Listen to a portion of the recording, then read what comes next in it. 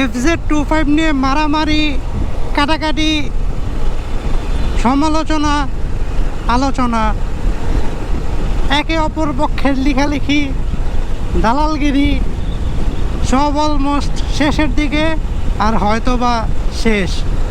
বাইকটা কেমন বা কেমন না যাই হোক, সেটা ওইটা বলার আগে আমি একটা কথা বলি, পজিটিভ হোক কিংবা নেগেটিভ, মাঝখান দিয়ে বাইকটার সেই লেভেলের মার্কেটিং হয়ে গেছে, এইটা কেউ খেয়াল করে নাই। সবাই সমালোচনা করলো, আলোচনা করলো, এদিক দিয়ে যে একটা হিউজ লেভেলের মার্কেটিং হইলো একদম ফ্রিতে। ভাই সেই বাইকিং কমিউনিটিতে এমন মারামারি অনেক কমই হয়, অনেক কমই হয়। মারামারি, কাদা ছোড়াছুড়ি, একটা হজবরল অবস্থা। যারা ইয়ামাহা হেইটার আছে তারা তো একদম পুরা ধুইয়া দিছে, আবার যারা খাইয়া পেট ভরছে এরা আবার এমন ফুলানি দিছে, এমন ফুলাইছে বাইকটারে, থাকার না বলি। এবার যদি আমি আমার পয়েন্ট অফ ভিউ বলি বাইকটা নিয়ে, দেখেন অনেকে বলতেছে যে বস্তা পচা, ইন্ডিয়াতে 2020 সালে না 21 সালে ডিসকন্টিনিউ হয়ে গেছে। ওকে ফাইন, দাম বেশি, ঠিক আছে, সবই ঠিক আছে। আমার পয়েন্ট অফ ভিউতে বাইকটার দাম ডেফিনেটলি বেশি। এখন কেউ যদি বলে যে, কেউ বলে কি, বলতেই আছে যে ব্র্যান্ড ভ্যালুর কারণে। এখন ব্র্যান্ড ভ্যালু হয়েছে দেখে কি আপনি এই কারণে একদম দাম হাঁকায় রাখবেন? মানে একদম আনজাস্টিস দাম যেটারে বলে আর কি, আনজাস্টিসই মনে হয় না। আচ্ছা যাই হোক, আমি একদম এই জিনিসটার পক্ষে না যে ব্র্যান্ড ভ্যালুর কারণে দাম এইরকম লেভেলের চড়ায় রাখবে। আবার আমি এই জিনিসটারও বিপক্ষে।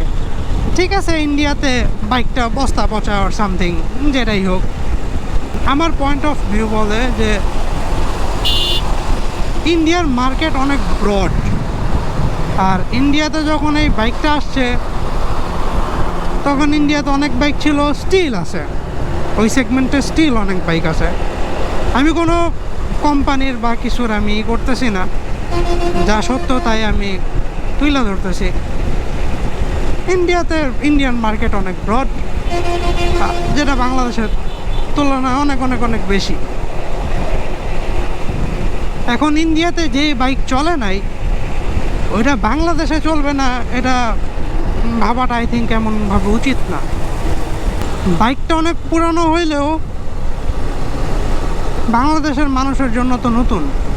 আর আমি যা বুঝছিলাম যে যেহেতু এই সেগমেন্টে বাইক নাই ইয়ামাহার, তো তারা ডেফিনেটলি ওইটাই নিয়ে আসবে, এটাই খুবই নর্মাল। আর বাইকটা অ্যাকচুয়ালি কেমন আমি চালাইনি, আমি জানি না। তবে যতটুক ভিডিও দেখছি, যতটুক দেখছি, পড়ছি, জানছি, ততটুকু আমার মনে হলো বাইকটা অতটাও খারাপ না, যতটা মানুষ যখন পচাইছে এমনভাবে পচাইছে। ডেফিনেটলি বাইকের ত্রুটি আছে, কোনো বাইকই ত্রুটি ছাড়া না, প্রত্যেকটা বাইকের ফল্ট আছে। যখন অ্যাপাচি 2V অ্যাক্সিডেন্ট হওয়া স্টার্ট করে, আর অ্যাপাচি 2Vর অনেক ফল্ট ছিল, স্পেশালি হ্যান্ডেলটা অনেক ভারী ছিল, আর ব্রেকের ইস্যুটা তো ছিলই, চাকায় একটা ইস্যু ছিল। আমি জানি না স্টিল আছে কি না, কারণ আমি আর এটা নিয়ে ঘাটি নেই। যাই হোক, তো অ্যাপাচির এত অ্যাক্সিডেন্ট হিস্টোরি, অ্যাপাচি নিয়ে এত কাহিনী, অ্যাপাচির সেল কি কমে গেছে? সেল কিন্তু সেলের জায়গাতেই আছে, মানুষ কিন্তু কিনতেছে। এই যে FZ25 নিয়ে এত দুর্নাম, এটার কথা বাদ দেই। FZ ভার্সন 3 যখন আসলো, কচ্ছ ভ্যান ট্যান কত কিছু, FZ ভার্সন 3 সেল কি কমে গেছে? সেল কিন্তু হয়েছে, মানুষ কিন্তু কিনছে। এখন আমরা যেটা বলতে পারি, এই মানুষগুলার দোষ দিতে পারি কিছু ক্ষেত্রে, যে আমরা অনেক সময় এই দামগুলো বাড়তি, তাও আমরা এই জিনিসগুলো কিনতেছি। ওয়াই? কোনো কারণ নেই, কারণ ইয়ামাহা আমরা পছন্দ করি, যারা কিনতেছে আর কি। আসলে এটার জন্য যারা কিনতেছে বা যারা কিনবে তাদের আসলে বেশি সোচ্চার হওয়া উচিত আমার মনে হয়। তাদের কারণে এই কোম্পানিগুলো এরকম দাম বাড়ায় রাখার একটা প্রোপাগান্ডা চালায় যেতেছে। আমি যতদূর বুঝলাম যে যদি বাইকটার প্রাইজিংটা ঠিক হইতো, আমার মনে হয় না কেউ এটা নিয়ে তেমন কোনো কথা বলতো। ডেফিনেটলি আলোচনা সমালোচনা হইতোই, কিন্তু যেই লেভেলের হয়েছে এই লেভেলের হইতো না ভাই। বিশ্বাস করেন, দিন শেষে যা হয়েছে কোম্পানির লাভ হয়েছে, এছাড়া আর কিছুই হয় নাই। যারা জানতো না এই বাইকটা সম্পর্কে, তারাও এখন জানে যে Yamaha FZ25 now in Bangladesh.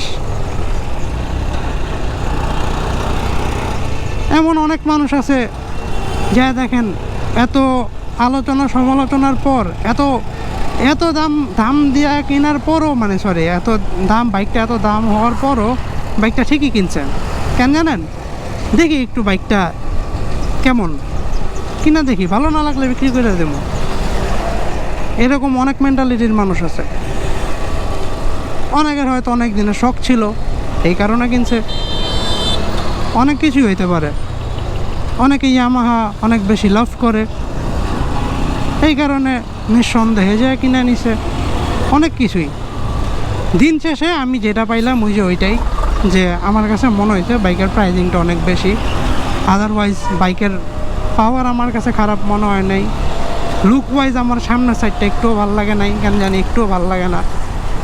এর চেয়ে মাঝে মাঝে আমার মানে ভার্সন 4, মানে FZ ভার্সন 4টা আমার কাছে বেশি ভালো লাগে। যাই হোক, এক একজনের এক এক perspective. Anyways, see you in the next one. Assalamu alaikum wa rahmatullahi wa barakatuh.